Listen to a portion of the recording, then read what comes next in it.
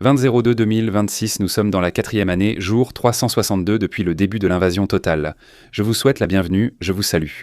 Concernant le rapport de situation, dans le rapport d'aujourd'hui, nous allons examiner de nombreuses choses différentes. Nous allons observer différents déplacements de la ligne de front. Nous allons également voir ce que les Russes disent de l'offensive ukrainienne dans la région de Zaporijia. Car elle commence lentement à prendre de l'élan, ou plutôt... Il semble que le brouillard de la guerre commence à se dissiper un peu. En effet, nous avons de nouvelles géolocalisations, nous allons également examiner d'autres changements de terrain dans la région d'Oumvourtchansk, ainsi que la perte d'un avion russe, et bien d'autres choses encore. Le rapport est, comme toujours, rempli de nombreuses informations. N'hésitez donc pas à vous abonner gratuitement pour ne rien manquer à l'avenir. Mais avant de commencer, les 5 premiers véhicules issus de notre dernière collecte de dons sont désormais arrivés en Ukraine. Il s'agit de véhicules d'évacuation ou bien de transport de blessés, que nous avons financé ensemble avec Ukraine Berlin. En moyenne, chacun sauve 100 vies humaines. Grâce aux actions passées, nous en avons donné près de 20, j'ai fini par perdre le compte. De même, certains spectateurs ont eu l'idée de faire don de leur voiture à titre privé, indépendamment de l'action. Ils peuvent tous se féliciter pour cela. Techniquement, ils ont sauvé plus de vies que beaucoup d'autres sur Terre. Très bien joué, rien à ajouter. Dans l'esprit de l'humanité. Au fait, j'ai finalement fait fabriquer des médailles après pas mal de temps. Les premières iront à tous les membres du canal ayant le grade de lieutenant-colonel ici sur la chaîne, donc à tous ceux qui soutiennent fortement depuis des mois, et qui ont rendu la chaîne possible en premier lieu. Quelques spectateurs réguliers et de plus grands donateurs recevront bien sûr aussi une médaille, ainsi que les personnes qui interviennent chaque jour dans les commentaires. Il y a déjà quelques noms qui me viennent à l'esprit, que je vois vraiment tous les jours. Avec d'énormes commentaires, parfois très constructifs aussi. Ceux-là ne doivent bien sûr pas être oubliés non plus. Vous savez vous-même ce que je veux dire. Je donnerai une liste à ce sujet un de ces jours. Mais ce qui est sûr, c'est que tous ceux qui ont le grade de lieutenant-colonel en recevront une, quoi qu'il arrive. Et aussi mon tout premier grand soutien à l'époque, Roger T. À l'époque, c'était sur Patreon. Je ne l'ai pas oublié. Il aura aussi quelque chose, ainsi que d'autres choses à envoyer. Merci aux personnes mentionnées de me contacter sur Discord ou par email pour m'indiquer où les envoyer. Pour chaque tranche de 1000 abonnés, j'en offrirai également un certain nombre parmi les abonnés existants à l'avenir. Cela veut dire que s'abonner vaut doublement le coup. Voyons maintenant la carte de la situation. Dans la région de Vobchansk, la situation a évolué pour la première fois en faveur de l'Ukraine. Car si nous regardons toute la zone, vous vous souvenez sûrement, les Russes n'ont en fait pu occuper que cette zone-ci. Donc tout à l'est du fleuve et une partie au nord de la localité.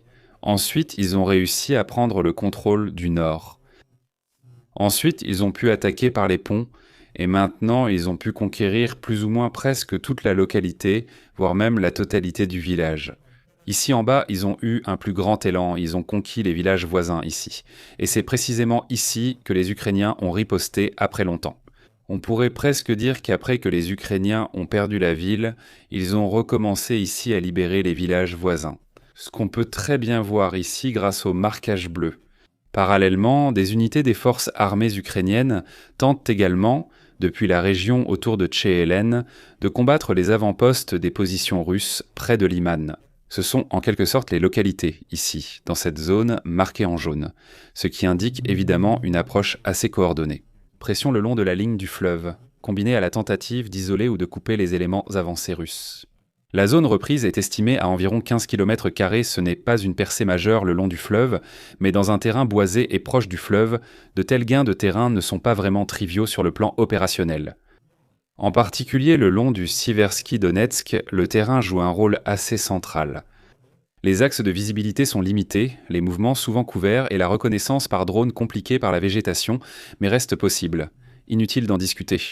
Si les forces ukrainiennes parviennent donc à déloger les avant-postes russes près de Liman, la ligne de front locale serait rectifiée et la pression sur Tchansk elle-même diminuerait.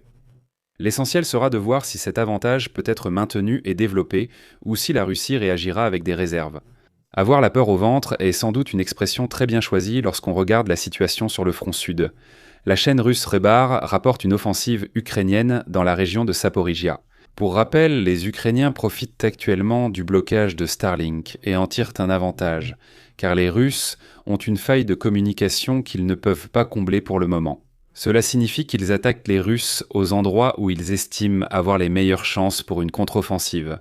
Et tout cela à un moment où les Russes ne disposent d'aucun autre moyen de communication comme alternative. Ils parlent donc d'une 20 km de profondeur le long du front. La situation serait très difficile, vous savez ce que cela signifie. Selon lui, des unités ukrainiennes utiliseraient vraiment des centaines de drones pour attaquer les positions russes. Et Rebar est une chaîne très fidèle au Kremlin, il ne faut pas l'oublier.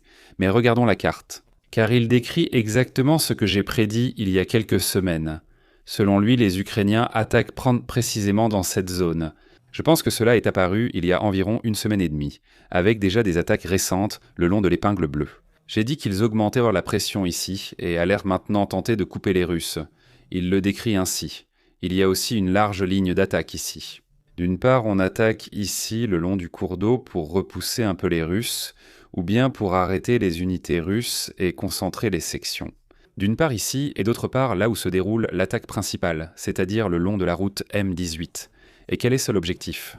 L'objectif est bien sûr d'isoler les localités le long du cours d'eau et ici cette banlieue les unes des autres. En même temps, on veut enfoncer un coin ici, qui trouvera probablement sa fin ici le long du cours d'eau. Ainsi, on aurait ici un grand encerclement de soldats russes dans cette zone. Il est tout à fait clair qu'on choisit cette option, car nous avons ici un grand plan d'eau, donc une barrière naturelle. Le nord est de toute façon contrôlé par les Ukrainiens.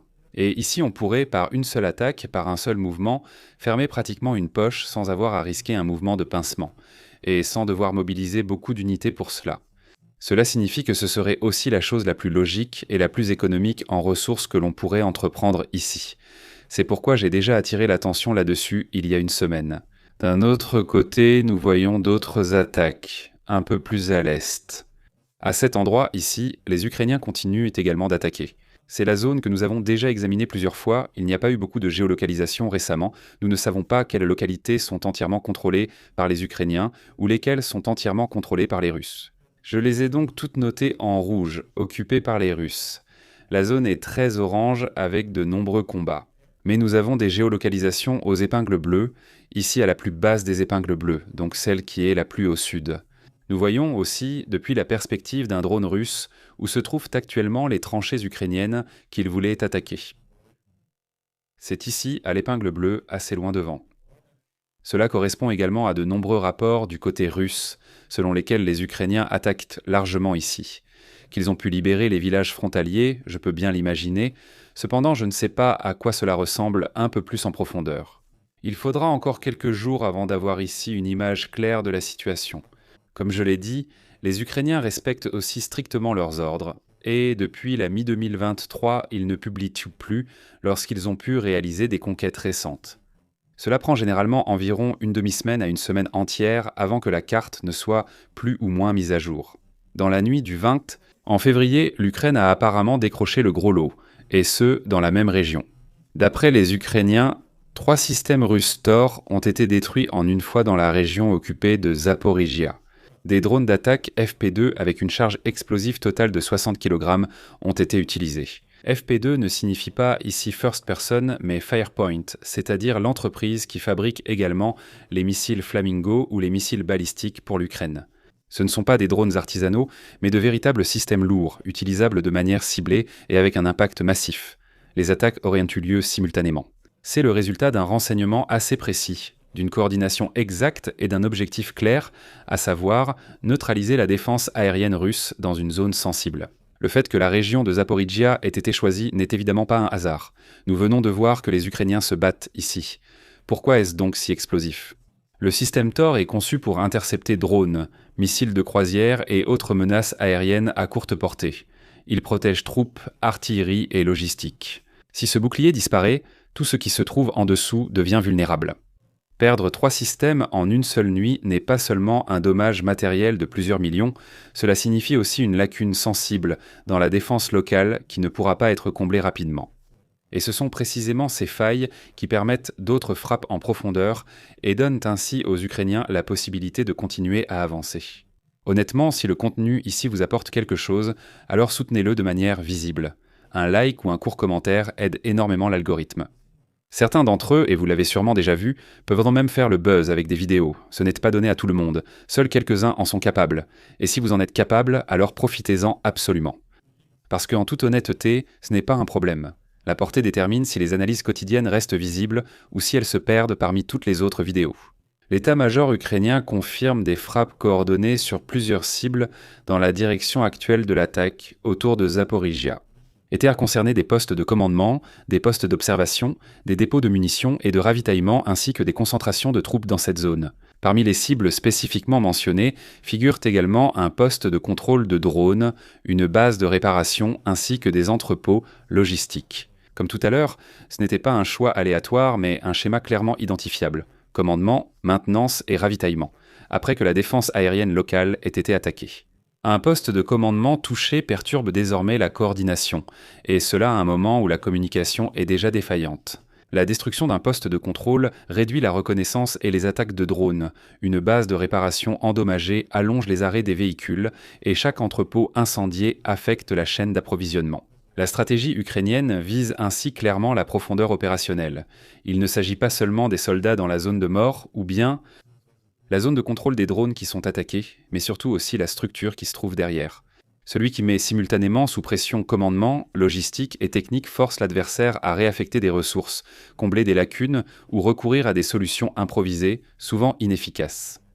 Nous avons certes vu les Russes perdre des systèmes de défense aérienne plus importants, mais ils disposent également d'une bonne série d'alternatives que je ne veux pas vous cacher. Sur de nouvelles images, on peut voir ce qu'on appelle un drone intercepteur Jolka, un système autonome qui est censé poursuivre et percuter spécifiquement les drones ukrainiens. L'idée est assez simple. Au lieu d'utiliser des missiles coûteux ou de la défense aérienne de gros calibre, on mise sur des drones relativement bon marché pour combattre d'autres drones. Cela réduit les coûts et améliore la réaction face aux cibles petites, rapides, aux drones de reconnaissance et FPV. Parallèlement, des sources russes font état de tests de systèmes de ciblage autonomes, c'est-à-dire des tourelles équipées d'une acquisition et d'un suivi de cibles indépendants. Malheureusement, ils n'ont publié ni photos ni vidéos à ce sujet. Selon eux, de tels systèmes devraient être capables de détecter et de combattre automatiquement les drones, sans qu'un opérateur n'ait à intervenir. Techniquement, il s'agit ici de la fusion de capteurs optiques, d'imagerie thermique et éventuellement même d'un radar. Ces solutions sont-elles déjà prêtes à être déployées en grande quantité ? Je pars du principe qu'il s'agira, si jamais, d'une série de prototypes. Il est clair que la guerre des drones évolue des deux côtés. Les drones d'attaque progressent et la défense se spécialise aussi. Il se crée un niveau propre de combat. Drone contre drone, système automatisé contre système automatisé, et un champ de bataille qui devient ainsi plus dense et plus rapide. Et chaque nouvelle technologie déplace toujours un peu plus l'équilibre, du moins jusqu'à ce que l'autre camp trouve à nouveau une nouvelle contre-mesure. Tard dans la soirée du 19 février, au-dessus de la partie occupée de la région de Zaporizhia, donc nous sommes toujours au même endroit, un bombardier de chasse russe Sukhoi 34 a été perdu. C'est ce que rapportent aussi bien des sources ukrainiennes que russes. Vers 22h-30 locales, l'avion se serait écrasé près de Kamianka. Peu de temps avant, l'appareil avait largué des bombes guidées sur des cibles dans la région de Dnipropetrovsk. Avant cela, l'appareil avait largué des bombes. Né à Dnipropetrovsk, approprié, magnifiquement créé. Peu avant, l'appareil avait été orienté vers des formes régionales spécifiques. Déclenchement.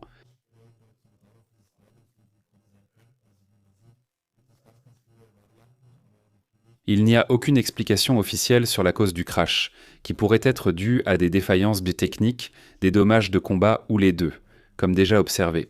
Dans cet espace aérien, des appareils russes opèrent régulièrement à portée des systèmes de défense anti-aérienne ukrainiens, mais le plus souvent à grande distance afin de réduire le risque d'être abattu. Le Su-34, appelé Fulberg par l'OTAN, est l'un des principaux avions de combat tactique de la Russie. Principalement utilisé contre des cibles au sol, il peut aussi mener des combats aériens limités. Avec sa grande capacité d'emport et sa longue portée, il est souvent utilisé pour larguer des bombes planantes guidées, qui sont généralement larguées à distance de sécurité. On ignore pourquoi l'appareil était ici, ni s'il transportait des bombes planantes. On sait seulement qu'il y a eu un largage de bombes. Selon la base de données open source URIX, la Russie a perdu au moins 41-34 depuis le début de la guerre, mais le chiffre réel pourrait être un peu plus élevé. Un blogueur militaire russe porte de graves accusations contre le fusil d'assaut AK-12. En fait, il est censé être le fusil standard moderne de l'armée russe. Selon lui, le canon se déforme après une utilisation intensive lors du refroidissement. De plus, le métal s'est corrodé de manière inhabituellement rapide. Le mécanisme de détente tombe également souvent en panne. Mais il est préoccupant que beaucoup d'armes soient livrées défectueuses, forçant les soldats à acheter eux-mêmes des pièces de rechange, souvent auprès de commerçants privés et à des prix élevés. Le AK-12 a été introduit en 2018, si je me souviens bien, comme successeur du AK-74M, et il devait être plus simple, plus ergonomique, plus précis et mieux adapté à la guerre moderne. Au lieu de cela, il y a eu des critiques dès le début concernant plusieurs modifications de conception, et une version simplifiée datant de 2023, donc après le début de l'invasion. Certains ont remarqué que même le fabricant a dû faire des ajustements, ce qui est intéressant car cela concerne un point sensible des technologies. En effet, le système AK était considéré pendant des décennies comme l'incarnation même de la robustesse et de la fiabilité, à un prix relativement abordable. Qu'il s'agisse seulement de cas isolés ou d'un problème plus large, il est assez difficile de le vérifier de l'extérieur. Mais le fait que cela vienne du camp pro-militaire lui-même rend ces accusations d'autant plus remarquables. Je remercie donc tous les abonnés, les membres de la chaîne et l'équipe. Un remerciement particulier à Oberstadt. Renke elle s'occupe de cela. N'hésitez pas à vous abonner, à liker, à laisser des commentaires et à bientôt pour le prochain rapport de situation.